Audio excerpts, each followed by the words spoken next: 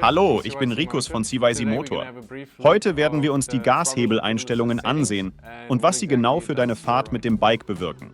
Also, lass uns loslegen.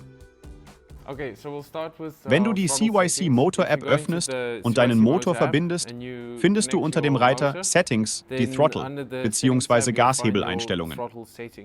Bei diesen Einstellungen hast du als erste Option die Möglichkeit, die Gashebelsteuerung ein- oder auszuschalten. Das ist normalerweise eine Funktion, die wir bei unserem 1:1 Kabelbaum verwenden. Wenn du also keinen Gashebel verwenden möchtest, zum Beispiel mit dem Photon-Motorsystem, kannst du ihn einfach weglassen. Du kannst nur die Tretunterstützung nutzen und um Fehler zu vermeiden, kannst du die Gashebelsteuerung deaktivieren. Wenn du dich entscheidest, den Gashebel zu verwenden, gibt es ein paar andere Optionen, die wir normalerweise auf 0 setzen, und ich werde dir erklären, warum. Im zweiten Punkt findest du die Gashebel-Ramping-Time, also die Anlaufzeit.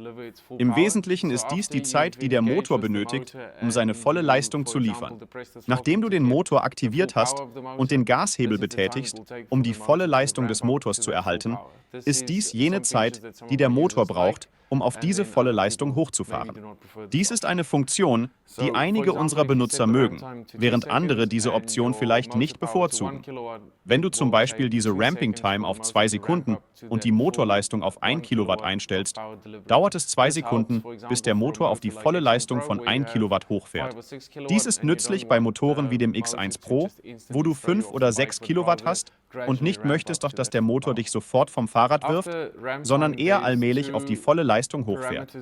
Darunter gibt es 2 Parameter, die im Grunde mit benutzerdefinierten Gashebeln zusammenhängen, nämlich den Todbereich, Input Deadband oder die minimale und maximale Gashebelspannung.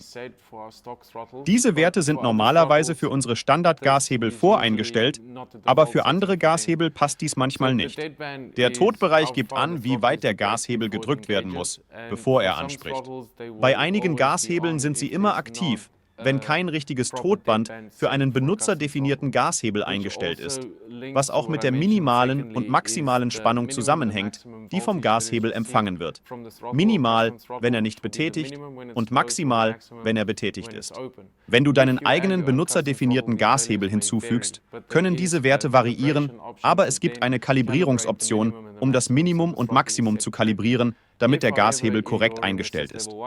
Wenn du den Gashebel nicht betätigst und dennoch Leistung erhältst, musst du das Todband des Gashebels erhöhen, damit es im ausgeschalteten Zustand nicht aktiviert ist. Es gibt dann einen Parameter, der für den X1 Stealth oder den X1 Photon nicht verfügbar ist, den wir Soft Start nennen. Das ist vor allem für jene Fahrräder und Kassetten von Vorteil, welche keine 109 Pole oder Eingriffspunkte haben und somit ein größeres Spiel im Freilauf aufweisen. Bei der Verwendung von hoher Leistung wie beim X1 Pro kann es vorkommen, dass die Kassette in die Narbe schlägt, wodurch der Freilauf hinten beschädigt wird.